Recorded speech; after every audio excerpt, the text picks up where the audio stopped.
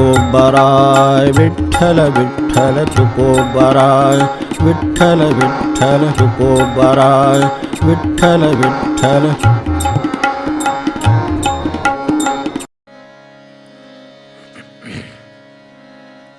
भूतीलीन व्हावे सांगावे न लगेची, भूतीलीन व्हावे सांगावे न लगेची.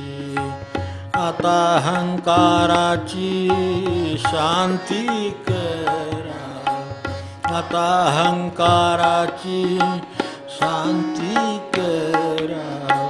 शांती करा तुम्ही ममता नसावी, शांती करा तुम्ही ममता नसावी.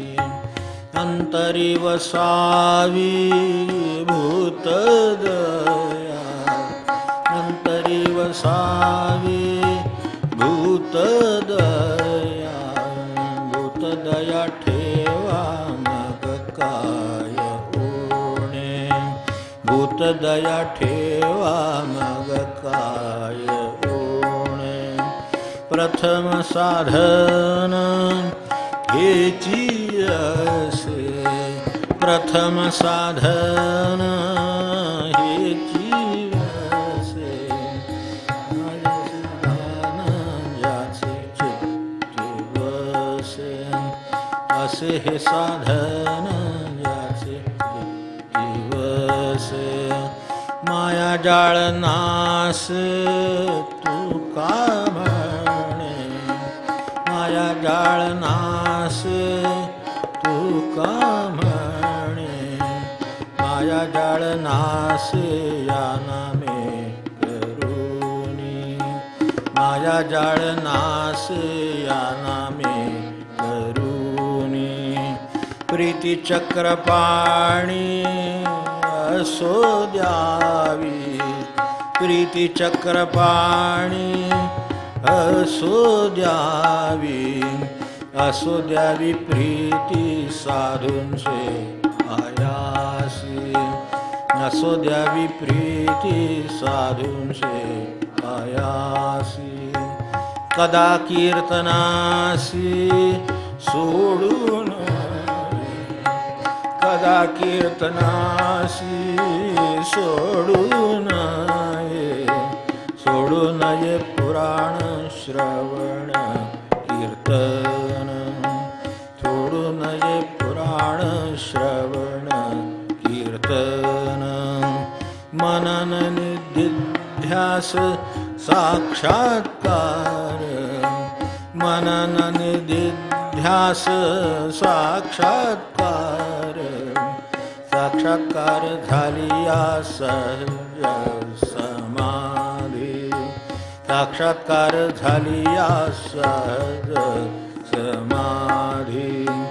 तुका म्हणे उपाधी गेली त्यांची, तुका म्हणे उपाधी गेली त्याची. माया जाळ नासे या नामे करुणी, माया जाळ नासे या नामे करुणी. माया जाळ नासे या नामे करुणी.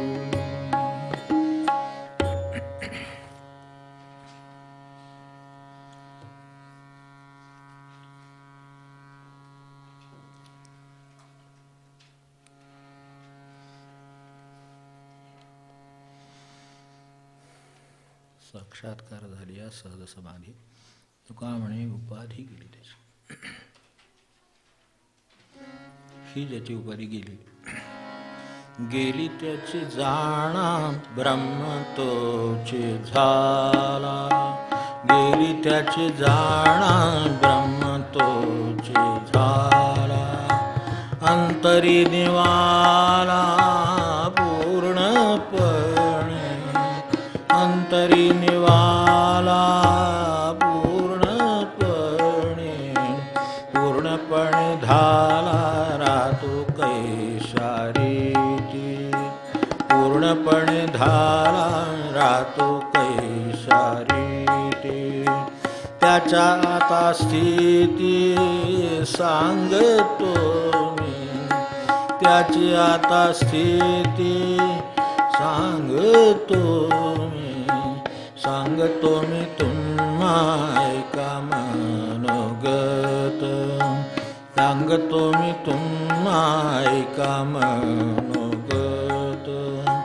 राहतो मूर्खवत जगा माझी, राहतो मूर्खवत जगा माझी, जगात पिशाच अंतरी शहाणा, जगात पिशाच अंतरी शहाणा. सदा ब्रह्मी जाणा निमग्न तो, सदा ब्रह्मी जाणा निमग्न तो, सदा ब्रह्मी जाणा निमग्न तो.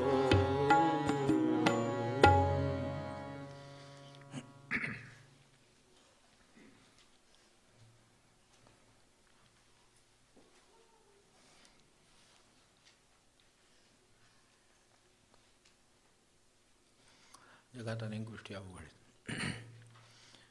प्रपंचात तर आहेतच आहेत, परमार्थात त्याच्यापेक्षा आहेत.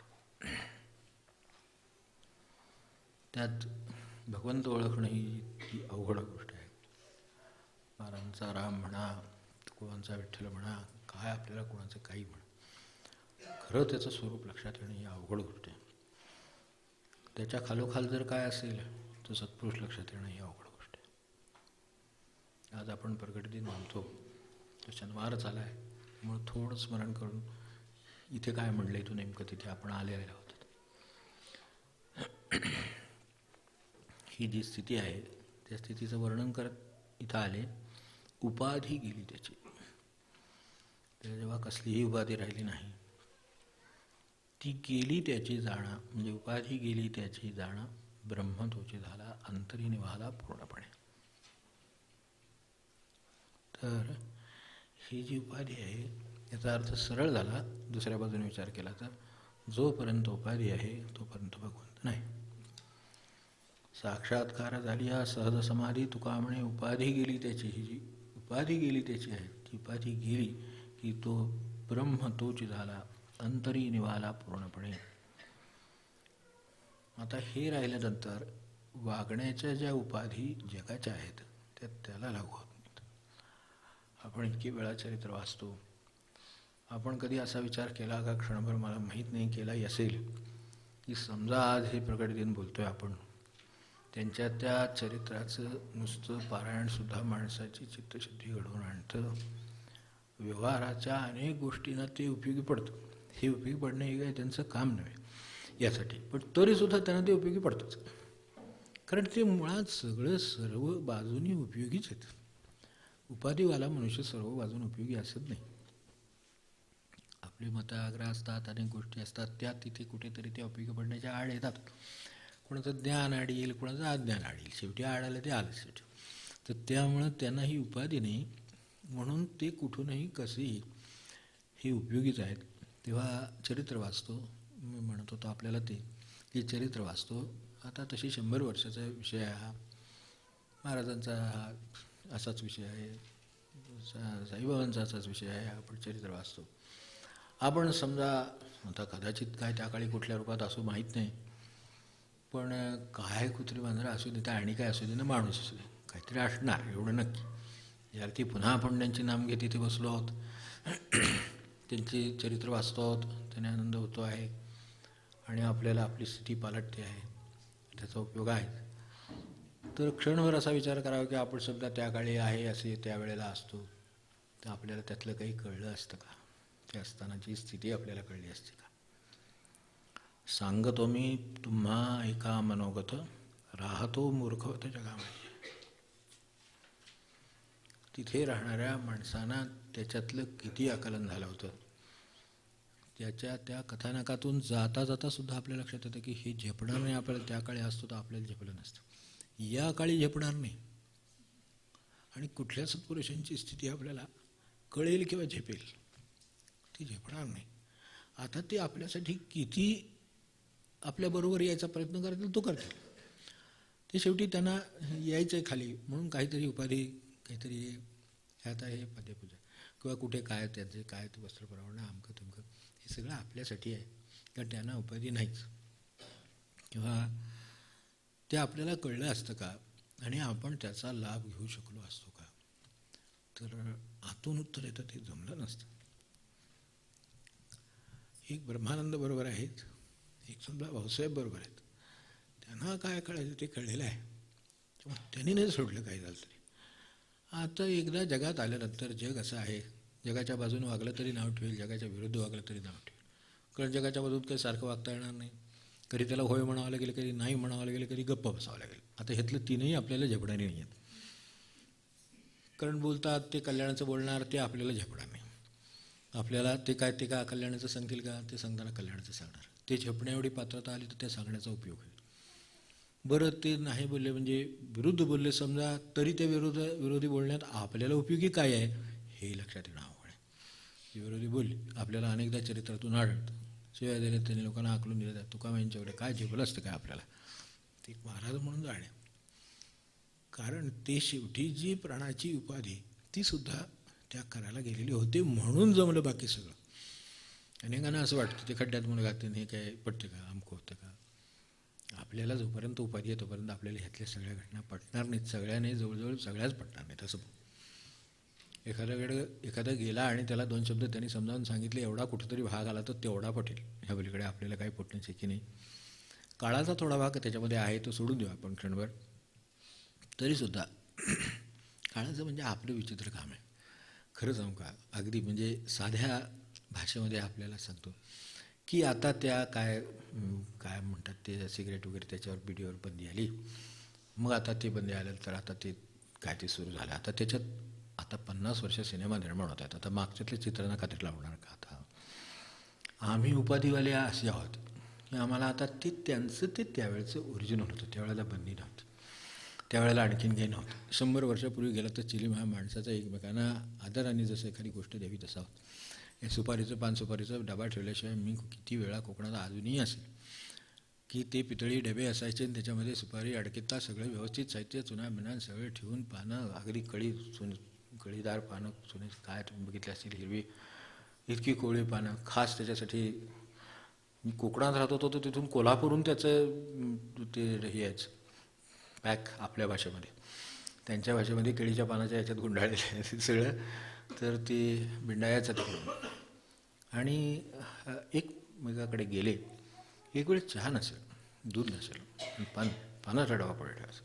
आणि माणसांचं सगळंच वेगळं होतं की त्यांना सुपारी स्वतःच्या हाताने तेवढी कातरणे एवढी ताकद होती. आता मिक्सरमध्ये घातली तरी आपल्याला झेपणार नाही. त्यांना जे मानवत होतं, जसा काळ होता तसे ते होते. हे आपण लक्षात ठेवलं. अहो मागं गेला आणि तुम्ही एखाद्या म्युझियममध्ये गेला तर तलवार बघितली तर आपल्या उंचीची तलवारी दिसतात. आपल्याला शंका येते खरीच असेल का नाही. खरी काय ती घेऊन हातावरती मांडते, ती हातात घेऊन घोड्यावर बसून लोकांशी काय त्या शत्रूशी लढत होते. आपल्याला हातात घ्यायला गेलं तर पडली ना आपलं काय झालं तर काहीतरी होईल, ह्यापेक्षा आपल्याकडनं काय होणार नाही. उचलायची अवघडीत तलवारी किती बघितली असतील आपण म्युझियममध्ये, तर उचलत नाही तलवार. तो लढणार काय मला सांगा. त्याला खांद्याला त्याचं काय झालं तर त्याला ॲडमिट करायला लागेल अशी अवस्था ते आहे. काळ लक्षात घेऊन ह्या सगळ्या गोष्टी बघायच्या. म्हणून आपले छोटे छोटे पिस्तूल इकडे तिकडे कट करायचं तेवढं. तलवारीने लढण्याची आपली क्षमता नाही.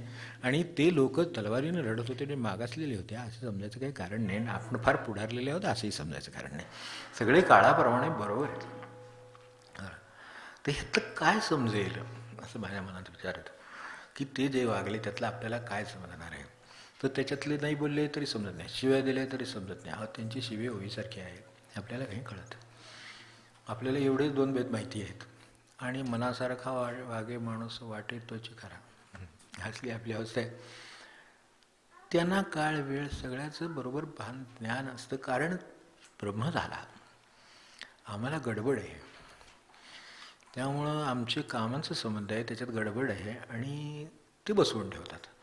हे गणित जमणार नाही, आपण म्हणून दुसरीकडे जाऊ.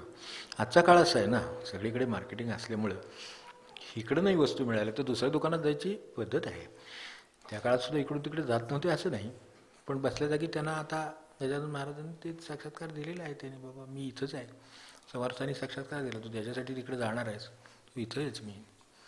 तेव्हा साक्षात्कार होण्यासारखे सुद्धा लोक निष्ठावान होते. तर आपल्याला सुद्धा असं काहीतरी व्हायला पाहिजे उगाच वाटतं, पण प्रत्यक्षात त्याला जी निष्ठा लागते, ज्यांनी एवढी वारी केली आहे, आता ते त्या काळात तसंच आहे सगळीकडे. बघा तुम्ही महाराजांच्याकडे गेलं तरी वारी थकली की त्यांच्या आजोबांना मी इथंच आहे, आता तू काही येऊ नको. आपण त्यांनी एवढे केलं आहे त्याच्यासाठी ते विहिरीत काय शेतात सुद्धा तिथं पडून आहे, काढा आणि पूजा करा. आपल्याला हे शक्य वाटतं का? आपल्याला मुळातच आधी अशक्य वाटतं. पण आमची बुद्धी एवढी पैनी, एवढी तीव्र तीक्ष्ण झालेली आहे की तिला म्हणलं वाटतं की असं शेतात पडल्याचं तर आधीपासून सापडायला पाहिजे. खरं म्हणजे त्यांना पूर्वी कधी नाही का सापडला. त्यांना ज्या वेळेला सापडायचं होतं त्याच वेळेला सापडलं, आणि तसं काही सापडावं वगैरे त्यांना काही वाटत नव्हतं. तशी अवस्थेत त्यांची जायचीच तयारी होती. याची 50 वर्ष आपल्याला वारीत गेलं तर भेटतात लोक. ही 50वी, ही 52वी. आमच्याकडे 50वा वगैरे वाढदिवस वगैरे लग्नाचे असते. तो काळ वेगळा, ती परिस्थिती वेगळी, आणि त्यानुसार ते होतं. आता तिथं ते चिलीम म्हणजे अग्नीला लावतात चिलीम ओढणारी माणसं आहेत ही. मी सांगितलं तसं कोकणातली ती कळीदार पानं दिली मनुष्याच्या आधारात त्याचा भाग आहे. आणि ते हाडके त्यांना कातरणारे पाहावे तसे होते. हो काय सांगायचं, खरं सांगायचं. आता ते सुपारी व्यसन आहे, अहो त्याच्यापेक्षा महाव्यसनं आपण लावून घेतली, त्याच्याकडे लक्ष नाही. तर ती सुपारी कातरणं होती. माझं म्हणणं काय सुपारी कातरून खावा असं माझं म्हणणं नाही, पण तिथं समजून घ्या तिथे काय होतं, किंवा तिथे त्या काळात त्या काय होतं. त्या सुपारी कातरणारा अहो काय एखादा ह्याच्यावर साल काढेल आपण, ते आता आपल्याला आधी साल काढी लागते, आपल्याला साधं ते हे सुद्धा सोलणं अवघड आहे, तर ते लागते सगळं. तर त्याच्याशिवाय आपल्याला काय करता येत नाही. त्यांना सुपारी म्हणजे असा काही साधा पदार्थ आहे का? आता फक्त सुपारी फोडण्याचा कार्यक्रम झाल्यापैकी काय राहिलेलं नाही. आता आठवते का आपल्याला सुपारी बसून खाल्ली लोकांनी वगैरे? काय पचवण्याची ताकद होती सुपारीची. सुपारी तुरटी असते, सुपारी ती तीव्रही असते. आणि आपल्याकडे त्याच्या फार पूर्वी जेव्हा त्रयोदश गुणवेढा वगैरे सांगितले आहे, त्याच्यामध्ये सगळ्या गोष्टी सांगितल्या त्या, पण त्यातल्या तेवढ्याच आम्ही आज केल्याने बाकी शरीरात ताकद नसली तर मग पित्त त्रास होणार माणसाला, ते झेपणार नाही त्याला ते कडू ते. त्यामुळे त्यांची पचवण्याची ताकद आहे आणि ते करण्याची ताकद आहे. त्यांची परीक्षा घेणाऱ्याला ते त्याची परीक्षा देऊन त्याला शिकवण्याची पण त्याची तयारी आहे. नुसतं महाराजांच्या समोर ते ह्याच्यात ते कांदा ठेवून ओढायला ते म्हणले याची गरजच नाही, विस्तवाची गरज नाही, असे लोक होते. आता तो अग्नीची वर काय हिंमत टाकत असेल त्यांची, आणि ते काय ओढण्याची, त्याला आव्हान देण्याची काय हिंमत असेल, त्याला हिंमत आली, ठीक ठेव. तर त्याचा एका दमात महाराजांनी सगळे ते ही खलास केले होते. त्यांनी सांगितलं उकाल्या, एका दमात राग करून टाकले. ही माणसं हळूहळू ते नाही, त्यांच्याकडच्या ताकदीचा आपल्याला अंदाज येणार नाही आणि ती ओळखही होत नाही. आपण बरोबर असतो तर काय झालं असतं, आपण त्यांच्याबरोबर नाम घेतलं असतं का? आपण काय आत्ता इथे म्हटलं की माझे सर्व जावे देवाने राहावे म्हटलं असतं का? माझं सगळं राहू दे आणि देवही राहायला तरी चालेल, कारण त्याची गरज आहे आपल्याला. आपल्याला सगळं निभत नाही, सगळं आपल्या हातात नाही, म्हणून देव आणि म्हणून तो असावा, एवढंच आहे आपलं. माझे सर्व जावे देवाने राहावे, आता जी पदं घेतली आहेत ते आपल्या लक्षात आल्यास त्याचे जो रोग आहे तो त्या सत्पुरुषांच्या स्थितीकडे बघण्याचा आहे. समर्थांना माझं सगळं गेलं तरी चालेल, आपल्याला समर्थांनी 60 फूट उभे गेले आपल्याला माहिती आहे. आपलं घर एक उभं करताना काय होतं आपल्याला माहिती आहे. एका जागी दुसरं बांधेल, तिसरं बांधेल, ठीक संपलं त्याची क्षमता. तिथे बिल्डर नाही, आपल्या स्वतःसाठी घर बांधायचं आहे, तर ते जर बांधायचं ते एक बांधेल, 2, 3 काय संपलं त्याचं. त्यांनी 60 फूट उभे केलेले आहेत. जिथे अखंड उपासना चालू आहेत, 60 काय अजून मोजणी व्हायची आहे, त्या निघतातच आहेत अजूनही. हे ज्यांचं आहे त्यांचं सर्व जावे म्हणायची तयारी आहे. आपल्याला घरातल्या 2 वस्तू दिसत नाहीशा झाल्या नुसत्या तरी अस्वस्थत आहेत, दिसत नाहीशा झाल्या फक्त, बाकी काय झालेलं नाही. ती मिळतं. संध्याकाळी आपण परत आलो कुठेतरी किंवा दुपारची झोप वगैरे झाली आणि शांतपणे उठलं आणि बघायला लागलं की लगेच दिसतं. हे आपल्यालाच अनुभव येतो, पण तरी ते झोप लागत नाही, ते सुचत नाही. काय होतं 4 वस्तूंसाठी कुठल्या तरी 4 वस्तू आज आहेत, उद्या नाहीत, नसल्या तर परत घेऊ शकू, इतकी सगळी क्षमता असताना सर्व जावे वगैरे कोण काय म्हणत नाही. हे आपण म्हणतो, पण प्रत्यक्ष त्याच्यातला भाव आपल्याला येईल का, माझे सर्व जावे म्हणजे खरोखरच जावे, त्यांच्याकडं काय आहे म्हणून आपण सांगाल. आपण एवढं महाराजांचं म्हणता, गजानन महाराजांचं म्हणता, आज आता त्यांचा प्रकट आहे. प्रकट त्यांनी झाले, ठीक आहे, त्यांनी कृपा केली, त्याची गेली जाणं उपाधी ब्रह्मतोची झाला. अंतरी निवाला पूर्णपणे. त्याने निवालेले, त्यांना काय करायचं कारण नाही उरलेलं. आपल्याला अंतरंगामध्ये सारखी धग, हे हवं आहे, ते हवं आहे, ते हवं आहे, हे नको आहे, हे सगळे जे आहे ते त्यांच्याकडे काय नाही. निवाला शब्द अगदी व्यवस्थित वापरलेला आहे. अंतरी निवाला पूर्णपणे. आपल्याला निदान आपण कल्पना करून बघावी, एक दिवस आपला अंतरंग निवालेला आहे आणि आपण जगतो आहोत. त्याची गोडी काय असेल? काही हवं असं नाही, काही नको असं नाही, जे असेल ते खाणं पिणं असू दे, सकाळी उठण्यापासून असू दे, रात्री झोपेपर्यंत असू दे, बाहेर गेलो नाही गेलो नाही गेलो, कसं जसं असेल तसं. कारण अंतरंग निवाले. सकाळी उठले की चिंता लागते दिवसभराची, काय काय होणार, लोक कसे कसे भेटणार, आज काय खाणार, आज काय पिणार, आज नाश्ता कशाचा, उपीट काय, आणि संध्याकाळचं हे काय, मग त्यावेळेला चहा काय, एकदा कॉफी, एक वेळ हे एक वेळ ते, काय असं व्याप आहे माणसाच्या मागे. निवालेला नाही ना तो.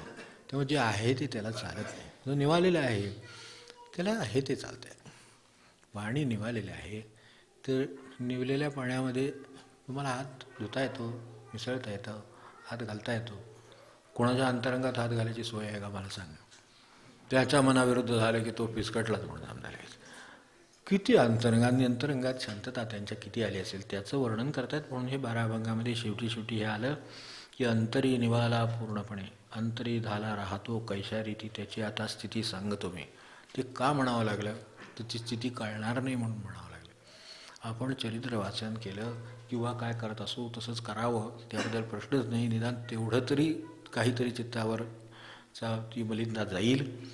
पण खरं व्हायला हवं असेल तर त्याच्यातलं काय त्यांनी केलं आहे आणि कशासाठी केलं आणि कोणत्या गोष्टीचा आग्रह धरला. कोणी मला पैसे आणून द्या म्हणून आग्रह धरला आहे, मला घर बांधून द्या म्हणून आग्रह धरला आहे का, काय केलं ह्याच्यातल्या कोणी लोकांनी? त्याचं काही म्हणणं नाही. अंतरंगात तुम्ही खोल गेलात तर लक्षात येईल ह्याला फक्त यांचं कल्याण व्हावं असं वाटतं, बाकी काही वाटत नाही. व्यवहाराने कोणाला उभी दिली, कोणाला शिवी दिली, कोणाला शाबासकी दिली, कोणाला अनुभव दिला, सगळं जे आहे ते प्रचिती सगळी दिलेली आहे. तेव्हा त्यांची ही स्थिती जी आहे तिच्या जवळ जाता येणं हे खरं ह्या सगळ्या दिनांचं, सगळ्या याचं महत्त्व आहे. हे सगळे काय जे आपण करत असो त्या सगळ्याचं महत्त्व ते आहे. मध्ये सर्व जावे देवाने राहावे. तर देव, आणि खरं सांगायचं तर देव राहिला तरच काहीतरी जगामध्ये राहणार आहे. माणसं राहून राहणार नाही. माणसं बुभुक्षित आहेत, त्यामुळं ती काहीतरी गोंधळ निर्माण करणारच. तो चालूच आहे, आणखीन वाढतो आहे. तर हा क्षोभ वाढवेल मनुष्य. क्षोभ शांतीने होणार त्याची, ते म्हणून त्या अहंकाराची शांती वगैरे आधीच सांगितलं. ते सगळं त्यांचं ओलांडून झालं, पूर्णपणे झालं. सांगतो मी तुम्हा एका मनोगत. इतके शब्द बारीक आहेत की हे त्यांच्या मनात अनुभवलेली स्थिती आहे, तरीसुद्धा मनुष्याला ती सांगता येईल असं नाही. सांगता येईल असं नाही म्हणजे सांगण्यासारखी परिस्थिती नाही, त्यांना कळेल असं नाही. कारण त्यांना कळलं तर उपयोग आहे ना. ते कळलं नाही तर सांगून का उपयोग? त्यांच्या मनात ते आहे, त्यांचं ते मनोगत आहे. याचा अर्थ त्यांच्या मनात ती तितकी खोल अनुभवलेली गोष्ट आहे. पण ती सांगायला महाराज जसं म्हणाले, अनुभव तयार आहे, घेणारा पाहिजे. तसं सांगणारा तयार आहे, घेणारा पाहिजे, ऐकणारा पाहिजे. तोच ऐकत नाही आहे, त्याला त्याची गरज नाही. त्याला अजून काय गाडी हवी असले द्या, त्याला काय पैसे हवे असले द्या, त्याला अजून चेंज करायचे ते द्या, ह्याच्यावरच येतो. तो म्हणतो हे सगळं ठीक आहे, तुमचं झालं की सांगा. म्हणजे ती मागे मी एका निरूपणाची गोष्ट सांगितली होती ना, ते प्रवचन चालू होतं माझ्यासमोर, व्याख्यान खाली बसून असायचं आणि समोर ते बसले ते ग्रस्त, आणि ते अगदी मान डोलत होते. मला खूप हे वाटलं की बाबा चांगला रसिक माणूस भेटला, 4-5 माणसं त्याच्यातली चांगली याच्यातली ऐकणारी असतात अशी तत्परतेनं. त्यामुळे ते मुद्द्याला मान डुलवायचे, बरं वाटायचं. कोटबीट घातलेले ग्रस्त, हे तपकिरीची डबी खिशात असते, कोट असतो ना त्या टाईप, तर तसे ते होते. तर ते मान डोलत होते. सगळं झालं आणि ते थांबलं. हात जोडल्याबरोबर त्यांनी शेजारच्याने विचारलं, झालं का होते? त्यांना ते काय झालं याचं काही कळलं नव्हतं. नंतर त्या ग्रस्ताने त्याला सांगितलं मोठ्याने, झाले. म्हणजे ते जे काही मध्ये त्यांना ऐकू कमीच येत होतं, पण आता ऐकूच येत. मला वाटते आपलं मान डोलं ते माणूस, काय आपल्याला कळत नाही जगन काय नाही. आणि त्याच्यावर ते जोरात पडले. मी म्हटलं तुम्हाला ना, ते त्यांना काय असतं, कमी ऐकू येत असलेली माणसं एक तर गप्प बसतात, हसतात, आणि नाहीतर मोठ्याने बोलतात. म्हणजे ते एवढ्या मोठ्याने बोलतात की आपल्याला वाटतं आता काय करावं. आपल्याला तेवढ्याच मोठ्याने बोलल्याशिवाय त्यांना ऐकू जाणार नाही. त्यामुळं तुम्ही काय पुटपुटताय म्हणताय, काय कोणी आवाज मोठ्याने, जरा 4 शब्द मोठ्याने बोला, मोठ्याने बोला, म्हणजे आपल्याला ऐकू येते म्हणून ते तसं वाटते. प्रत्यक्षात ते साध्या नेहमीच्याच आवाजात बोलत आहेत, पण तसं होत नाही, एवढं साधं कळत नाही. तर त्यामुळे ते शेजारी त्यांचे चांगले मित्र असल्यामुळं ते त्यांना म्हणाले, म्हणजे आज वेळेत आवरले, म्हणजे आपल्याला कॉलनीची बस मिळेल. आता ह्या सगळ्या निरोपाडाचा सारांश जर हा झाला तर माझे सर्व जावेच म्हणायचे आपण चांगल्या अर्थाने. दुसऱ्या देवानेच राहावं हे बरं. आपल्याला सत्पुरुषांचं चरित्र कळणं म्हणजे कृपेचं लक्षण आहे. त्याच्यावर कृपा झाली त्याला त्यातलं काहीतरी कळेल. कोणाचं काय कळेल मला सांगा. तुकारामांचं कळेल, महाराजांचं कळेल, इतके आपण सत्पुरुष त्याच्याकडे. अगदी तात्या सामान्य माणसासारखे वागले, सामान्य नव्हतेच म्हणून, तर त्यामुळे असामान्य असलेला मनुष्य सामान्यासारखा वागतो, तसं ते सामान्यासारखे वागले. आपल्याबरोबर राहिले, चहा प्याला, अमकं प्यायला, काय त्यांच्याबरोबर जेवलं. तो फिरायला गेला, ते फिरायला गेले. त्या लेण्यांना नाही का गेले होते तेव्हा म्हणाले, तुम्ही इथे लेणी, घारापुरची लेणी, काय मुंबईजवळची लेणी, त्यांना सगळ्यांच्या बरोबर हे स्वतः. आता हे लेण्यांना तिथे गेल्यानंतर त्यांना वाटलं ना किंवा एवढा आध्यात्मिक मनुष्य आहे, अमकाय तमकाय. त्यावेळेला वाटतं आध्यात्मिक मनुष्य वगैरे, एरवी जवळ बसलं तर वाटत नाही. तर तिथं वाटलं, तुम्ही लेणी बघायला गेलो. तर म्हटलं आता माझी माणसं जिथं जातील तिथं मला जाणं बरोबर वाटतं, म्हणून त्यांच्यासाठी आलो आहे. त्यांना त्यात काय रस होता तेव्हा, काय आवडीत ते पाड्यातनं जायला लागतं ना, ते होडीतनं जायचं आणि ते उतरायचं, लोकांचा करमणुकीचा भाग आहे. ते त्यांच्याबरोबर गेले, आले त्यांच्याबरोबर. त्यांचं तिथे काहीच नव्हतं, त्यांचं जे आहे ते इथेच आहे, ते त्यांच्याबरोबरच आहे कुठेही. पण भाव एवढाच की ह्या माणसांना हे अगदी अगदी खाली आपल्या काळाजवळ आलेलं आहे, त्याचं आपल्याला नाही बरगडत. तर जर तेही जमत नसेल तर मग उगा चरणी माथा ठेवी ह्याची भले, हेच खरं की नाही. की तेवढं तरी करावं बा, आपल्याला काय उलगडत नाही. निदान चरणी माथा ठेवा, सांगेल ते ऐकावं, आपलं कल्याण होतं. बरंच सांगितलं ते नाही ऐकलं तर काय होतं ह्याचा अनुभव आपल्याला आज येतो. तर त्या काळात लोकांना किती आलेले अनुभव आपण त्या संबंध चरित्रामध्ये वाचाल. किती कोणाचंही घ्या, महाराजांचं तर घ्याच, गजानन महाराजांचं घ्या. त्याच्यामध्ये त्यांनी काय सांगितलं होतं आणि त्यांनी काय केलं. बरं त्याच्यातलं त्यांनी कशावरती, जसं या तन्नचलाचे महिमाना आपण म्हटलं, धनमदा पैशाला बोलून तेच चालू, दुसरं काय हवं. त्या काळात तेच झालं आणि त्यामुळे त्यांना ते जमलं नाही. याचं काम त्यांनी करावं असं आहे ना. त्याचं पालखी उचलायला गेले होते ना मंडळी, सगळी पाटील मंडळी, सगळे पैलवान मंडळी महाराजांना पालखीत बसवले ना, आपण पालखीतला फिरून आणू म्हणून सगळी पालखी उचलायला निघाली होती. हे सगळ्यांनी जोर लावला, दोघांचं काम. 4 5 जण झाले, 6 जण झाले, पालखी काय उचलायला तयार नाही. त्यांनी महाराजांना म्हणले, बाबा जोडले, हे काय साधी पालखी उचलायला तयार नाही, आपल्याला त्यांना ठेवले तर. आणि ही एवढ्या पैलवानकी करणारे, शारीरिक एवढी ताकद असलेली माणसं आणि उत्साहाने करणार, आणि आम्ही महाराजांचं करणार म्हणून करणारी माणसं, पालखी उचलली काय उचलली नाही. त्यांना म्हणले ही काय पालखी उचलत नाही. ते म्हणले, ते काय बोलले नाही. ते म्हणले ज्याचं काम त्यानं करावं म्हणले. त्यांच्या लक्षात आलं तर ते भोईवाडा होता. भोईवाड्यातल्या माणसाला होतं. 2 माणसं आली आणि त्यांनी पालखी उचलली, गेली पालखी घेऊन. हे काय जमत नाही, कशावर बोट ठेवतात. तर तुम्हाला जर त्या शक्तीचा अहंकार असेल, तुम्हाला जर असं वाटत असेल मी काही करीन किंवा ते करणं माझ्या, ते होणार नाही. बरोबर तशी अडचण निर्माण करतील. आणि ती 2 माणसं आली त्यांनी उचलली. ह्यात काही केवळ कौशल्याचं काम आहे असं नाही, ज्याचं काम त्यांनी करावं म्हणले. आज मला सांगा, कुटुंबातल्या ज्या त्या माणसाने ज्याचं त्याचंच फक्त काम केलं तर किती आनंद राहील. त्याचं काम त्यांनी करावं म्हणजे ह्याच्यात काही कमी जास्त नाही आहे. ते त्यांना असं म्हणायचं आहे की आपली भूमिका आपण बजावावी. नेहमी मनुष्य, आज तुम्ही बघितलं तर इकडे तिकडे हे सगळं एक वाक्य साधंच आहे, पण काय आहे की त्यांची अंतस्थिती आणि आपल्याला असलेल्या उपदेशाची दिशा कळते बरोबर. जर पतीने पतीचीच भूमिका केली, पतीने पतीचीच केली, मुलांनी मुलाचीच केली तर काय अडचण नाही आहे. पण 1 स्टेप्स इंटू अनदर शूज ते झालेलं आहे. त्यामुळं ह्या सगळा घोटाळा आहे. आपल्या भूमिका विसरलो, मला काहीतरी भूमिका आहे तर ती मी करावी हे बरोबर, पण ते दुसऱ्याच्या भूमिकेत चढण्याचे हौस वाटते. तसं करावं, तसं करावं, असं करावं वाटतं आणि नुकसानच. तसं काय करू नये. आपल्याला भूमिका आहे या जगाच्या नाटकात. आपल्याला सर्वत्र सगळ्यांना, सगळ्या स्टेजवर सगळीकडे भूमिका आहे, ती करावी. त्यात मन ओतता येईल का, त्यात आनंद घेता येईल का ते बघा. सारवण झालं समजा, सारवण आनंद मिळतोय का ते बघा. ते काम आहे खरं, ते केलेल्या कामामध्ये आहे आनंद आहे. तो सतरंजीवर बसण्यात आहे, इथे बसण्यात आहे, तिथे बसण्यात आहे, तिथे कुठेही आहे. माझी भूमिका जी आहे म्हणून इथे त्यांनी म्हटलं कीर्तन सोडू नये. श्रवण निधिध्यास, जे मनन निधिध्यास जे आत्ता येऊन गेलं, तर ते सोडू नये. मी जर श्रवण केलेलं आहे तर मनन झालं पाहिजे, मनन झालं तर निधिध्यास लागला पाहिजे, त्याचा ध्यास लागला पाहिजे, इथपर्यंत मनन.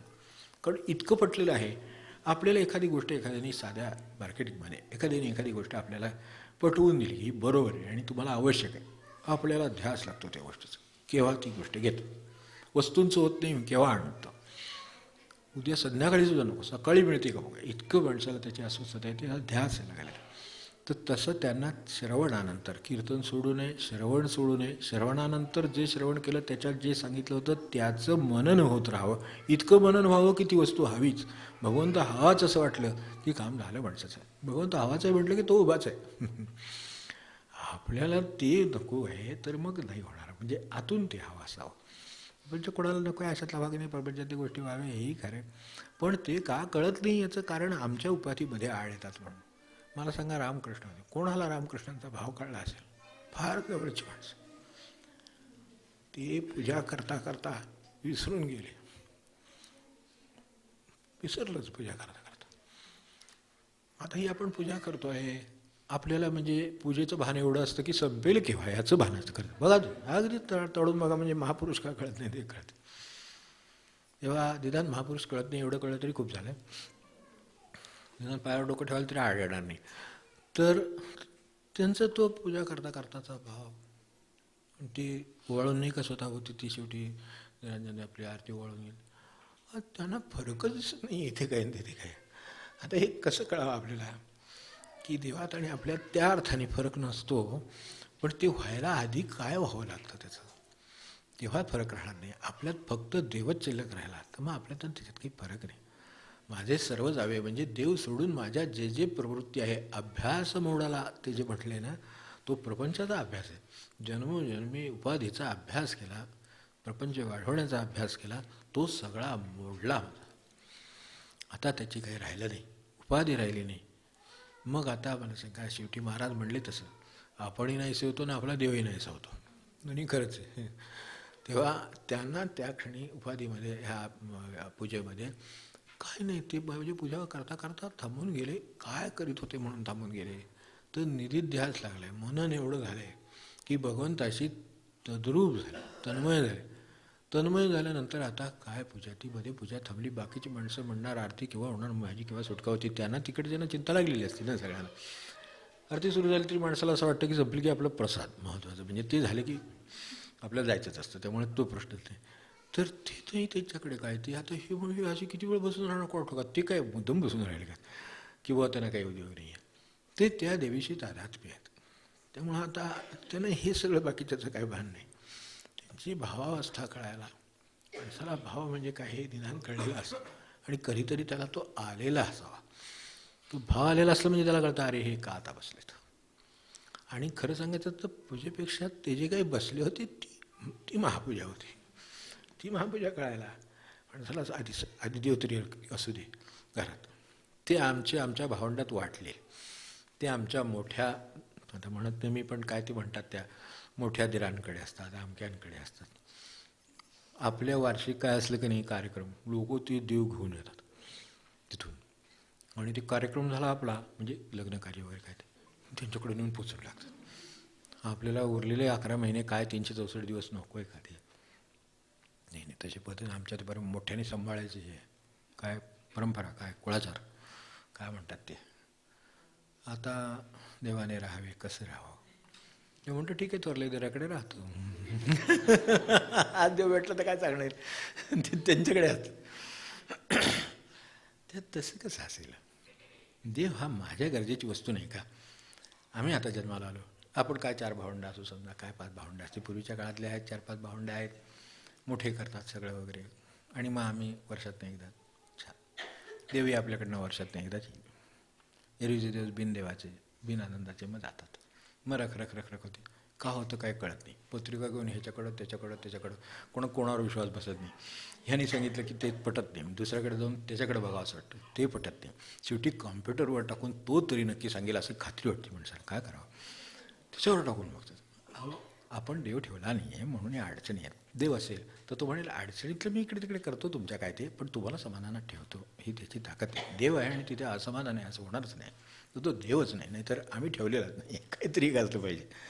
जे असेल त्याच्यात समाधान ठेवणं हेच देवाचं काम आहे. आणि तो समाधानीच आहे, त्यामुळे तो असेल तिथं समाधान आहे. मग ते तिकडं असतं. मग हे कसं व्हावं? अभ्यास मोडाला, तो अभ्यास कुठला आहे? तो इस्टेटीतला अभ्यास आहे. तिथं चौथाही हिस्सा असतो, देवाचा पूर्ण हिस्सा तिकडे. पण ते नाही विचार मनात येत. मग हे कसं? स्वामींचं तरी काय झालं? शेवटी हे महापुरुष शेवटी एका अवस्थेला येतात, तिथे त्यांना इतकं सांगून हे झालं नाही याची शेवटी एक विषण्णता राहते. का तर त्याच्या हिताचं सांगितलं होतं, का त्यांना हिताचं नव्हतं, ते त्यांचं झालं करूच सगळं. अभ्यास मोडाला सर्व काही तो झालेला आहे, मोडला आहे आता, त्याचं काय मागे राहिलं नाही. तर ही त्यांची स्थिती झाल्यानंतर आणि कोणी एक पुण्य होते जे संचले म्हणून झालं ह्याची त्यांना जाणीव आहे.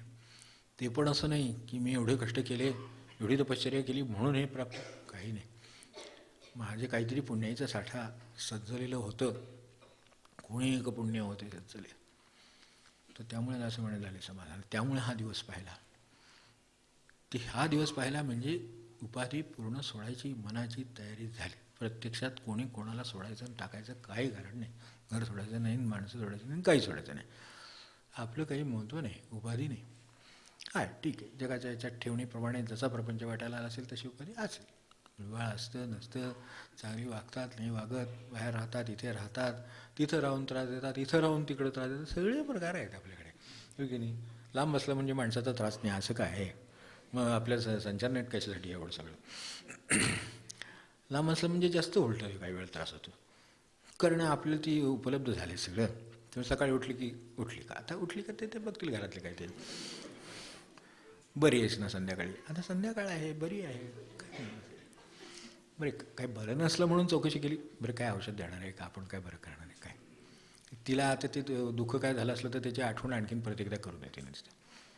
एकटीच आहेस का, अजूनही नाही का आले, ते वेळेत येत नाहीत का, बाबा काय असं माहिती आहे सगळे बारीक काय ते. आता ते वेळेत येतील किंवा नाही येतील ते त्यांना बघावं लागणार आहे. 365 दिवसाचा प्रश्न आहे, ते बघतील ना काय ते. पण हे असंच आमची सगळी अवस्था झाली. त्यामुळं आम्हाला देव अंतरतो किंवा देव का सापडत नाही, उपाधी का सुटत नाही, तर माझी उपाधी सुटलेली आहे, ती आपल्या घरी खुशाल. तर तसं नाही वाटत. मुलगी असली तरी तसंच वाटतं, मुलगा असला तरी तसं वाटतं. मुलगा असला तर सुनेला फोन करा, जेवला का तू, नीट केलंस का, सगळं व्यवस्थित आहे. नसतं तर मुलांनी फोन केला असता तुम्हाला, तर तो काही करत नाही आहे ना, मग कशाला त्या सोन्याला त्रास देते. आहे ती करते बरोबर, काय करायचं ते नाही. पण तुझ्याकडनं एखादं काय म्हणजे त्याला हे आवडतं तुला माहिती आहे ना, तिला सगळं माहीत झालं. तिला त्याला काय आवडतं आणि काय आवडत नाही सगळं कळेल आहे बरोबर. ती काय जे नावडतं ते बरोबर करून घालते वेळेला, आवडतं ते बरोबर करून नाही. आपण काय केलं सून म्हणून आपल्या मनासारखा दिवस नाही गेला तर बरोबर नावडतं करून घालते की हां, मग ती करेल ना. आपलीच मुलगी आहे, हुशार आहे, किंवा त्यांची कोणाची तरी मुलगी आहे ती सून असली तर ती हुशार आहे. काही आपल्याला उपाधी कमी झालेल्या सुद्धा चालत नाही. उपाधी वाढ व्हायला मनुष्य बघतो. मग इथे म्हणते ती उपाधी गेली त्याची जाणा ब्रह्म तोच झाला. ज्याची उपाधी केली त्याचं ब्रह्म झालं. मग आपल्या मनाची उपाधी जाईल का?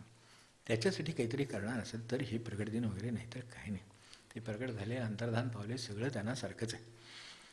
त्यांनी पत्ता लागू दिला नाही. ह्या असे महापुरुष आहेत, हे 3 महापुरुष आपल्यासमोर नेहमी असतात. साईबाबा आहेत, हे आहेत, पत्ता लागून दिला नाही.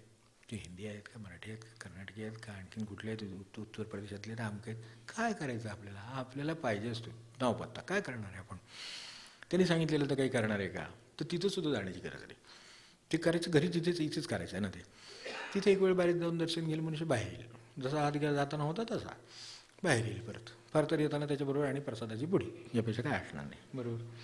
मग हे जर होणार असेल तर मग तिथे हवं कशासाठी असं आहे ना खरं म्हणजे. मग त्यांना जे हवं आहे ते जर आपण करणार असू तर त्यांच्याकडे जावं आणि त्यातच त्यांना समाधान आहे. नाही तर त्यांच्या विषणतेत आणि एक भर घातल्यासारखं आहे, तसं नाही करू. आणि करावं ना म्हणतो, असं आपण जाऊन या, असं कशासाठी करू, जावं काय म्हणतात समजून घ्यावं. तर त्यांची अपेक्षा शेवटी तीच आहे. सगळ्या शेवटचे अध्याय आले म्हणजे प्रकट दिनाच्या ह्याच्यात काय होतं शेवटी ते आपल्या चरित्रामध्ये. कोण नीट वागत नाही म्हणून शेवटी ते काय टाळतबडी मारतात, म्हणजे काय म्हणायचं. समर्थ सांगतात, आपलं समर्थ संकीर्तनात सगळेच लोक आहेत. तर त्यावेळेला त्यांना तसं का होतं, कृष्णमूर्ती गेले त्यावेळेला, कालच कृष्णमूर्तींचं हे झालं, काय पुण्यतिथीचा स्मरणाचा दिवस झाला 17 तारखेला. सगळ्यात शेवटी त्यांना घशाचा कॅन्सर झाला. सगळ्यात शेवटची ही भाषणं ज्यावेळेची व्याख्यानं होती ती इथली झाली. दिस इज द लास्ट टॉक उठले आणि ते भारत सोडून कॅलिफोर्नियात त्यांच्या निवासाच्या ठिकाणी गेले. त्यावेळेला जाताना त्यांनी सगळ्यांचा निरोप घेतला, सगळ्या जागांचा निरोप घेतला. शत्रू नाही, मित्र नाही. त्या थिओसॉफिकल सोसायटीचा केवढा विषय आहे मागे, पण महापुरुषांनी ते सगळं त्यातलं काही आपल्याला नको आहे हे ज्यांनी सांगून ते सगळं सोडलेलं आहे. तरी जाताना परत एकदा त्या सगळ्या ह्याला सोसायटीला भेट दिली. कारण आता काही उरलं नाही. आपल्याला माहिती आहे तात्या आले होते ते. तात्यांचा अंतकाळ जेव्हा जवळ आला त्यानंतर ते फार काळ राहिले नाहीत. ऐन उन्हाचे पुण्यामध्ये आले होते आपल्याला, म्हणजे दामलेंच्याकडे उतरले. मानणारी मंडळी हजर असतील, पण न मानणारे 4 होतेच ना शेवटी कुठेतरी. त्यांना ते बघवलंही नाही, काय त्यांना मानवलंही नाही, समजलंही नाही, काही म्हणा. पण तिथं आले आणि सकाळी 10 वाजता तिथं पोचल्यावर ऐन उन्हात 11 वाजता ती पेटी बरोबर घेऊन, म्हणजे महाराजांबरोबर घेऊन, तर महाराजांबरोबर घेऊन प्रत्येकाकडे गेले आणि तुमचा माझ्याबद्दल काहीतरी गैरसमज झाला तर तो तुमचा राहू नये असं मला वाटतं, म्हणून त्यासाठी मी आलो आहे. आणि तसं काय असलं तर मला सांगा, मी तुम्हाला काय ते सांगेन. नसेल तर तुम्हाला यामुळे गैरसमज झाले, मला त्यांना गैरसमज झाल्यामुळे त्यांना त्रास झाला, तर त्याबद्दल तुम्हाला त्रास झाल्याबद्दल क्षमा व्हावं. अशी क्षमा व्हावं. 4 ठिकाणी जाऊन आली. 3 लोकांना पटलं, 1 लोकांना काही पटलं नाही. त्यांनी आपलं काम केलं, महाराजांना प्रार्थना केली, हे शेवटचं काम मी केलं. तसं आता हे थिओसॉफिकल सोसायटीचं हे मागे राहिलं ना, सोडलं ना, संस्थेची गरज नाही. माणसाला मुक्त व्हायला स्वतःच्या इच्छेची आणि प्रयत्नांची गरज आहे. कृपा आपलं काम करते, हे खरंच सारांश. पण तरीसुद्धा ते म्हणले ना, पण तरीसुद्धा ती माणसं ती धडपडत आहेत चांगल्यासाठी ना. मग त्यांच्याकडे जाऊन सगळ्यांना भेट देऊन संबंध त्या सोसायटीमध्ये इतक्या वर्षानंतर, 50-60 वर्षानंतर, 90 वर्षाचे होऊन गेले ते. तर ते साक्षात्कार ही 29 साल म्हणजे 34 वर्षाची गोष्ट आहे. 34 ते 90 केवढा काळ असेल हा. 56 वर्षाच्या काळामध्ये ते कधी त्यात फिरकले नाहीत, पडले नाहीत. ठीक आहे, तुमचं तुम्ही कार्य करा, तुम्हाला योग्य वाटते ना करा असं म्हणले. पण 56 वर्ष, 50 वर्षानंतर तुम्ही मनुष्य त्या सगळ्यात जाऊन सगळ्यांना शुभेच्छा देऊन तुमचं सगळं कल्याण होते. तुमच्या मार्गाने तुम्ही जात जा. मार्ग हा खरा मला जो दिसला तो मी तुम्हाला सांगितला, पटला आचरा, नसेल तर नका आचरू, असं त्यांचा निरोप घेऊन तिकडे गेला. शेवटी कशाचा कॅन्सर झाला, बोलता येईन असं झालं. आणि अगदी क्षीण त्याच्यात. त्यावेळेला शेवटी हे पोपलजेकर होत्या तिथे त्यावेळेला. हे सगळं सर्कल याचं होतं. इंदिरागांधी वगैरे येऊन जायच्या नेहमी. ते वरच्या पातळीवर त्या चरित्रात त्याला नाही विसरता येणार. पण ह्या पोपलजेकर तिथं होत्या. पोपलजी त्यांना काय म्हणले की आता काही शब्द तर उमटत नाही आहेत, अशी अवस्था आहे. हातात हात घेऊन त्यांना म्हणल्या की अत्यंत क्षीण 91 वर्ष लागले होतं. तेव्हा म्हणाल्या की आपल्याला आम्हाला काही संदेश द्यायचा आहे का, जगाला काही संदेश द्यायचा आहे का. ते काही बोलले नाही. म्हणले यू डोंट चेंज. हे आपल्यासमोर त्यांनी स्वतःची परिवर्तनासाठी प्रचंड कष्ट घेऊन दाखवलेले आहेत आणि ते केलेही आहे. पुढे 50-50 वर्ष जगावर उपकार केलेले आहेत, पण त्यांना जाता नाही एवढं वाटलं. You don't change. ते हे काय असेल, निदान एवढी तरी जिज्ञासा बाळगून आपण संत चरित्र वाचतो तरी खूप कळेल काहीतरी. त्याच्यामध्ये कळण्यासारखं आहे. आणि इथे जे म्हटलं आहे की या आता हे गेले उपाधी गेली त्याची जाणं, ब्रह्मतोच झाला अंतरी निवाला पूर्णपणे. तर असे अंतरी निवालेले हे सत्पुरुष आहेत. महाराज असू देत, आज ह्या प्रकटी नाही, गजानन महाराज असू देत, उद्या परवा तास तुम्ही येणार पुन्हा त्याचं मंगळवारी आपल्या स्वामींचं असू दे, सगळे आतून मोकळे झालेले आहेत. ते भक्त देवाचे आहेत, म्हणून ते हे लिहू शकतात. माझे सर्व जावे देवाने राहावे. तेव्हा हे जे लिहिलेलं आहे त्याच्यामध्ये आपल्याला तो भाव सापडावा. मनानं तरी निदान माझं सर्व गेलं तरी चालेल, एक देव राहायला पाहिजे एवढं मात्र खरं. आपल्यात सुद्धा अंतरंगात काय आणि बाहेर काय तेवढा राहावा, त्यानंच जगाचं कल्याण होणार आहे. मी राहून होईल असं नाही. ही आकलन ज्यांना झालेलं आहे तेवढं जरी निदान आपण मनापासून समजून घेतलं किंवा डोळ्यासमोर ठेवलं आपल्या, बरं परमेश्वराच्या कृपेनं कोणी होते पुण्य हे संचले म्हणून आपण हे ऐकतो, बोलतो, वाचतो, नाम घेतो. त्याची गाठ पूर्ण बाहेर गेलं म्हणजे कळेल. आपण कळतोच, आपल्याला काय सांगायची गरजच नाही. आपले 10 नातेवाईक असले तर त्यातले 8 सुद्धा ह्याच्यामध्ये नसतील. हे होऊ शकतं. आपली पुण्याई होती म्हणून आपल्याला हे मिळाले. आपण आपल्या परीने जेवढं घ्यायचा प्रयत्न कराल तेवढं करावं आणि बाकीच्या गोष्टीत काही घेऊ नये. हात न घेणं आपल्या हातात आहे. कानावर गोष्ट आली आपल्याला ऐकावी लागते, बरोबर आहे. पण आत घेतलीच पाहिजे असं काही आहे का? नाही. तेवढी यंत्रणा आतल्या हातच आहे की ते तसंच्या तसं बाहेर टाकता येतं आपल्याला. बरं, कान बंद करणं आपल्या हातात नाही, डोळे बंद करणं शक्य आहे एक वेळा, तोंड बंद करणं शक्य आहे. पण हे जे काय आहे ते आतल्यात सोडून देतो. तसं ते तेवढं तरी आपल्याला त्यातलं शक्य आहे. मग जे चांगलं आहे ते घेतलं, ठेवलं, जपलं, आपल्याला आचरणात आणता येईल तेवढं आणलं, सुटलं आपलं विषय. आणि सुटण्याची स्थिती येते, येत नाही असं नाही. साधे हे जलचरण वनचर आहेत त्यांच्यामध्ये येते. रामकृष्ण म्हणत ते ना की मग ठीक आहे ते की तो बेडूक पाण्यात राहतो आणि तो पाण्यात वाढतो आणि हळूहळू तो उडी मारत बाहेर येतो, परत पाण्यात जावं लागतं, कारण त्याच्याशिवाय त्याला जसं जीवन नाही. ते बेडकाला शेपूट असते म्हणतात, तसं आहे ना, तसं आहे ते. तसं आपल्याला काहीतरी प्रपंच मागे, काहीतरी उपाधी मागे आहेत, काहीतरी विचार मागे आहेत, असं आपल्याला चिकटलं आहे. त्यामुळे सारखं कुठेतरी परत दुःख येतं, परत दुःख येतं. आनंद वाटतो मध्येच मध्येच, असं काहीतरी सत्संग झाला बरं वाटतं, काहीतरी वाचन केलं बरं वाटतं, पारायण श्रवण काहीतरी केलं की बरं वाटतं. पण पुन्हा परत ते प्रपंचात जावं लागते, पुन्हा तिथे गेलं की परत काय सगळं असं वाटतं. तर आता हे असं होणार, कारण हे खरं आहे. प्रवचन जितकं खरं आहे, श्रवण जितकं खरं आहे, भजन जितकं खरं आहे, तिथं हा पण प्रपंच पण खरा आहे असं वाटत असतं. म्हणून वास्तविक काही काळाने माणसाला हे खरं नाही तेवढंच खरं आहे. आता ह्यात तो वावरणं भागात आहे, त्यामुळे वावरायचं. ते वावरणाऱ्याला म्हणून त्या हे ज्याला खरं वाटतं ती अविद्या म्हणायचं. म्हणून ते रामकृष्ण म्हणाले ते त्यासाठी म्हणालेत की बेडकाला अशा उड्या मारत मारत राहून राहून शेवटी एक दिवशी त्याची शेपूट गळती. मग तो आपल्याला इकडे भेटतो बाहेर कुठेतरी, तिथं कुठं पाणी आहे, पण तरीसुद्धा त्याला पाण्याचा संबंध आहे. पण तरीसुद्धा ती अविद्येची शेपूट गळली की तो याच्यावर वावरू शकतो ना जमिनीवर. मग माणसाला समजा आतून ते सुटलं, आतून सुटलं की तो प्रपंचात राहायला तरी काही बिघडत नाही. काल आपल्याला पक्षी म्हणलं ना, ते विमानाचं काम आहे. ह्याच्यात जे का परवाचा आपला विषय चालला होता त्यात हे विमानासारखं काम आहे, पक्षासारखं काम आहे. पक्षी एकदा उडाला तर त्या पैलतीराला जाऊन बसला. ज्ञान मेन सगळं ठीक आहे, ते ह्या ऐलतीरावर राहिलं. उडून जायला भाव हे पक्षासारखं काम आहे असं म्हटलं ना, तर पक्षासारखं काम आहे. आता पक्षी समजा उडून पैलतीरावर जाऊन बसला, आपल्याकडे पोहणारा जातो किंवा हे जातात तसं, किंवा आणि विमानाचा मार्ग म्हटला असं, भाव हा विमानाचा मार्ग एकदम पलीकडे गेला. तर पलीकडे एकदा गेल्यानंतर त्याला जी स्थिती सापडली असते, त्या सापडलेल्या स्थितीत तो परत एकदा येऊन इकडे येऊन गेला तरी त्याला काही फरक पडत नाही. असं ते प्रपंचात येऊन जातात, फक्त ते त्यात असतात. त्यांना ते शक्य आहे, कारण ते पैलतीरावरचेच आहेत. आता आले तर आपल्यासाठी किंवा काही कळवळा म्हणून, कोणाची हाक म्हणून तेवढ्यासाठी ऐलतीरावर आले. पुन्हा ते आपले त्यांच्या जागी पैलतीरावर जायला मोकळेत, कारण त्यांना हे अंतर कापल्याची सवय झालेली आहे, ते तिकडचे आहेत. एवढं लक्षात ठेवलं तर सत्पुरुषांच्या प्रगतीचा आपण काय बोध घ्यावा किंवा ह्यातून काय बोध घ्यावा, ते उपाधी जावी, मग तो बरोबर झाला. इतकी विशालता आहे की मध्ये समुद्रालाही अर्थ उरला नाही, त्या ह्यालाही अर्थ उरला नाही, नदीलाही अर्थ नाही, भावनदीने काय. त्याला खरोखर भाव आला असेल तर त्याला यातलं काही रोजगार नाही, लागणार नाही, काय यातली उपाधी काही त्रास द्यायची नाही. तर हे आपण घ्यावं आणि पूर्णपणे राहिला तर त्याची स्थिती सांगतो मी. ते त्यांचं मनोगत आहे. ही स्थिती पिशाच्या परी आहे, सामान्य परी आहे का कशी आहे, ती त्यांची जशी असेल तशी त्यांना त्यावेळेला वाटेल तशी ते योग्य ती करतात. पण ती करून ती त्यात कुठे नाही आहेत, हे मनोगत आहे त्यांचं. ते आपण तो गोवांचं मनोगत समजून घ्या, हे त्यांचं मनोगत.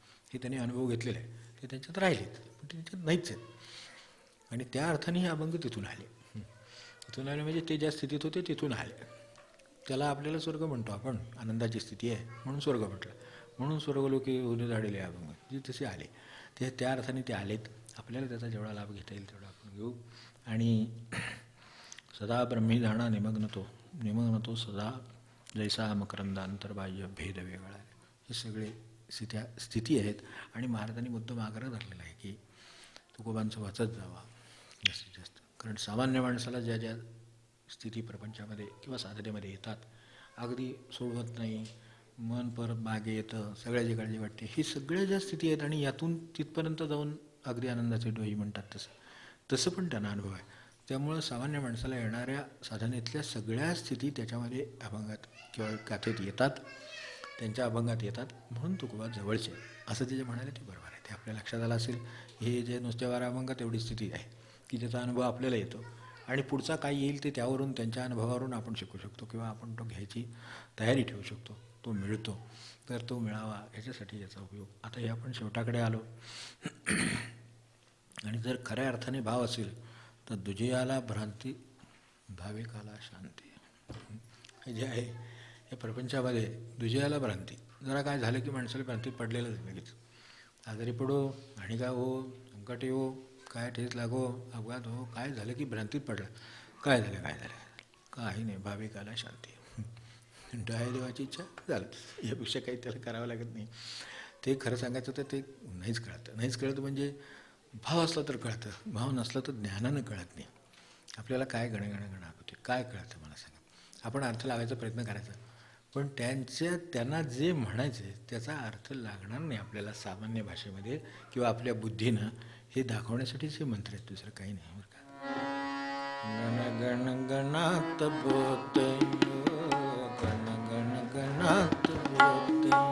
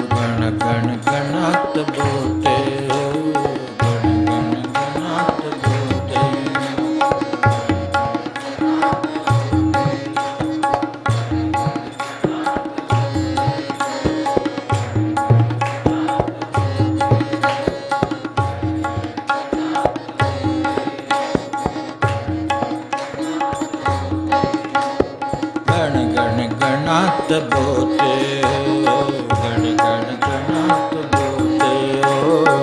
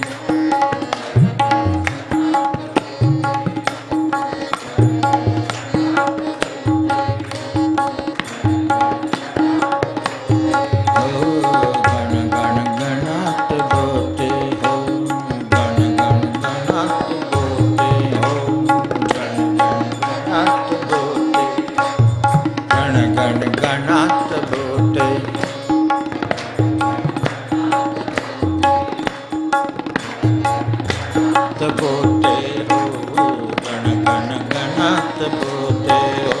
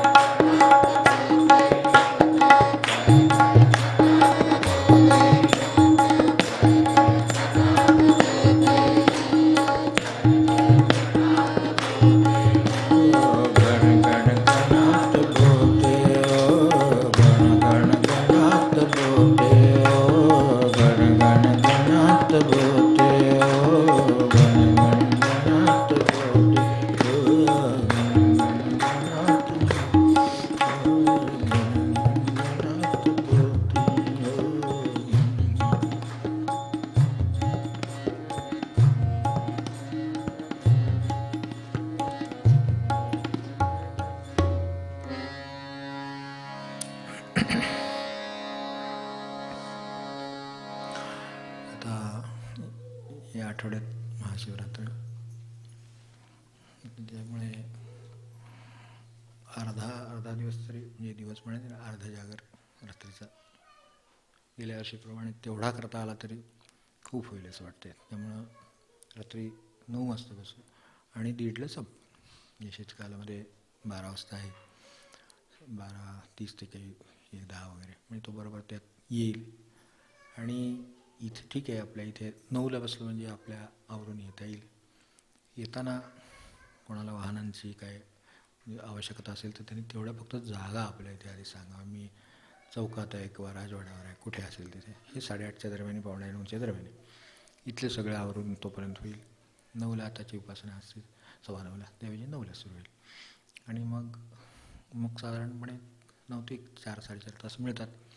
अर्धा तासाचं मध्ये काहीतरी ब्रेक देऊ, कॉफी घेऊ, काय खिचडी काय जे असेल त्यावेळेला ते.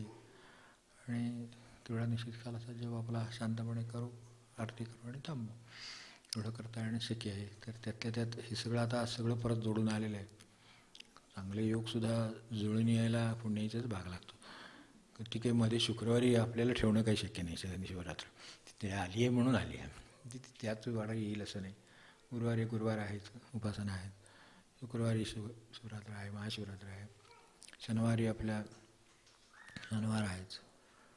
आणि रविवारी पुंडलिक वरदार विठ्ठल श्री ज्ञानदेव तुकाराम पंढरीनाथ महाराज की जय. जय रघुवीर समर्थ श्री गजानन महाराज की जय. जानकी जीवन स्मरण जय जय राम.